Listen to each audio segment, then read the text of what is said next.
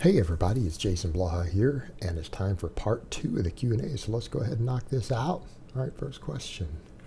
Hey coach, I have been running 5x5 for bench and squat and 1x5 for deadlift 3 days a week. Is this enough volume to grow my posterior chain? I dropped it to the big 3 because I'm struggling to hit the 300, 400, 500 goals. Man, only doing those 3 lifts, I don't really know that I can get behind that. I think you do need some extra shoulder and upper back work and things. And I'm not saying it can't be done, and it hasn't been done. There have been people who've actually gotten pretty good on the squat, bench, and deadlift by doing just those. I'd like to, at the very least, see you add a 4th exercise in. Let's be honest here. You need to. Granted, now, if this is what you're doing for just a short time, for a short period of time because you really just want to focus on getting those up, okay, I get it.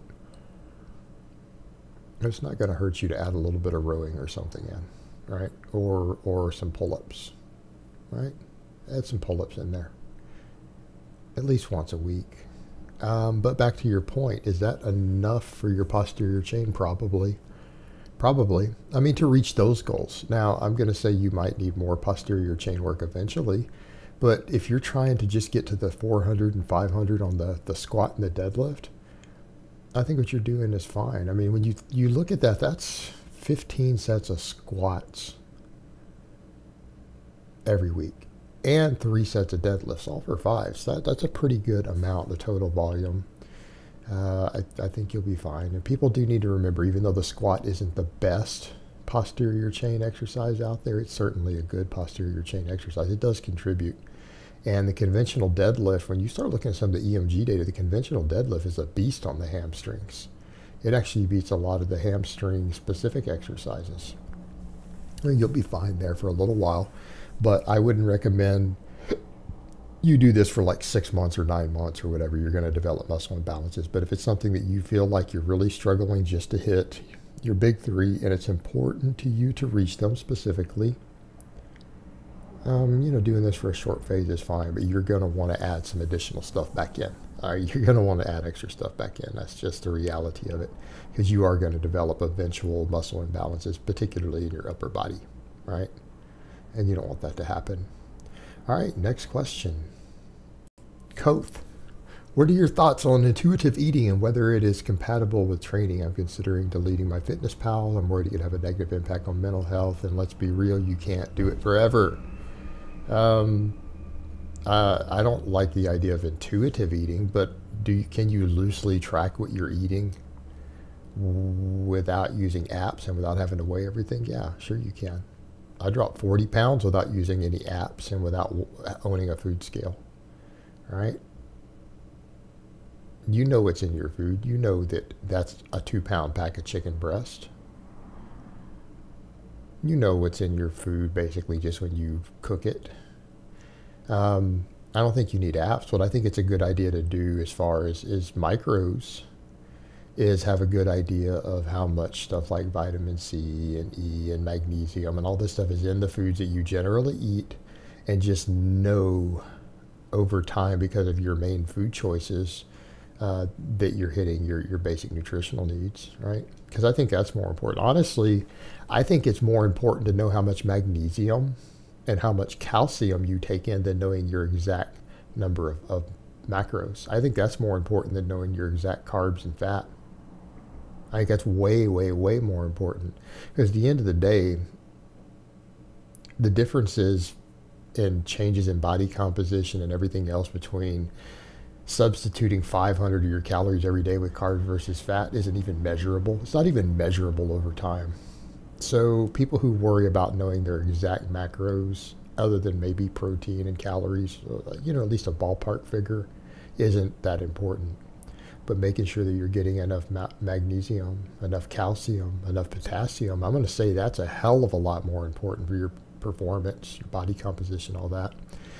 So just knowing if your foods are rich in the things that you eat is important, right? You don't even need to track those exactly. But having an idea, hey, I've been eating foods that are a little low in magnesium this week. I probably need to rectify that. That's good to know. Are you eating foods that are high in potassium, are you eating enough of those? That's stuff that's good to know and just kind of track loosely in your head. But that's not intuitive eating. That's, just knowing what's in your food for the most part.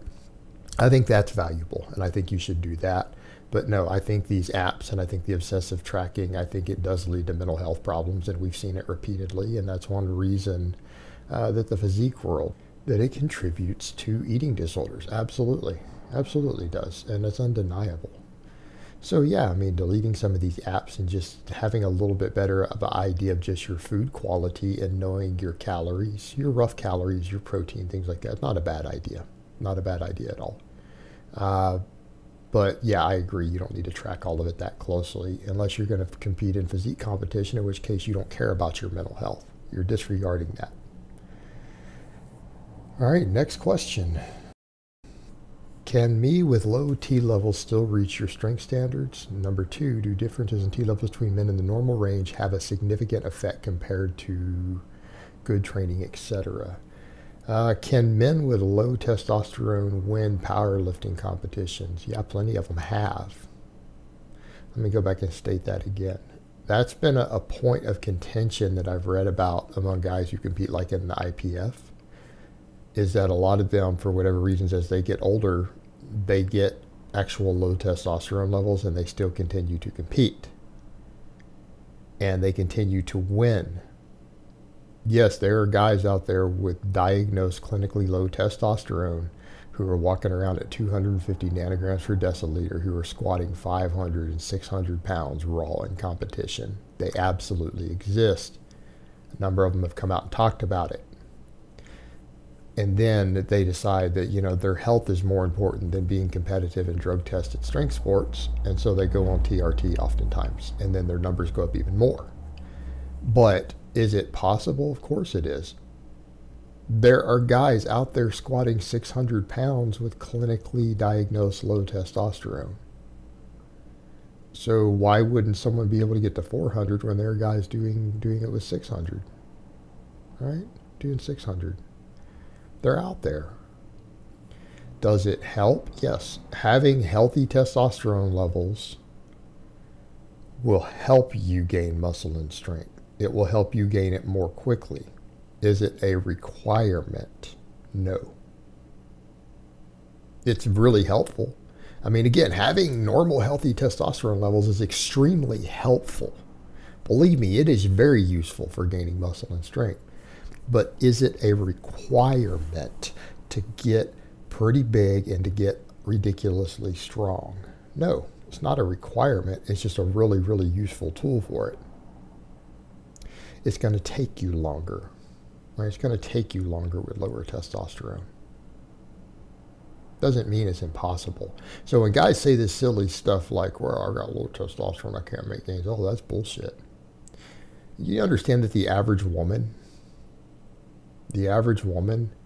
has lower testosterone than even men who've been castrated. Do you understand that? Yet they still can gain muscle and strength. It's just only at a much lower speed than men. But there's also structural differences in their muscle and bone and everything as a result of all of that too. It makes it even harder. But you need perspective there. In other words, if your testosterone levels were to be cut by 50% from where you were when you were healthy and a young man, you understand that you still have 10 times the testosterone of a high testosterone woman. They're still 10 times higher. They can gain muscle and strength with lighter frames, less bone density, all that. That's possible. Now to the other question, does total testosterone matter that much? No, it doesn't. When you're in the normal range, there is not really a correlation between overall muscle mass and the amount of testosterone you have in the normal range. That's kind of some myths. It's not really true. Because the amount of testosterone you have, there's two other factors that affect even the way it affects muscle growth. That's androgen receptor sensitivity and number, right? Things like free testosterone versus bound testosterone. And the truth of the matter is, having a high natural testosterone in the normal range Yeah, it doesn't necessarily ensure that you have a higher free testosterone, and it doesn't ensure that your androgen receptor sensitivity is better. There are guys who have better androgen receptor sensitivity, that have higher androgen receptor count, who might have a lower testosterone, but they end up with more androgenic activity than you at the muscle level. So no, it really isn't. It can be correlated to secondary traits, a deeper voice. It can contribute to, more head balding. Like me, I have a really deep voice. I've had a deep voice since I was 12. I had naturally high testosterone levels. All right. Doesn't ensure that you're going to be more jacked, though. Doesn't always ensure that. You might have wider shoulders, right? It might affect things like that, but not all the muscles of your entire body. No, it's not necessarily guaranteed. There's a lot of other factors involved. All right, guys, well, that's really all I have to say on that today. I hope it's been informative, and I will talk to you guys next time.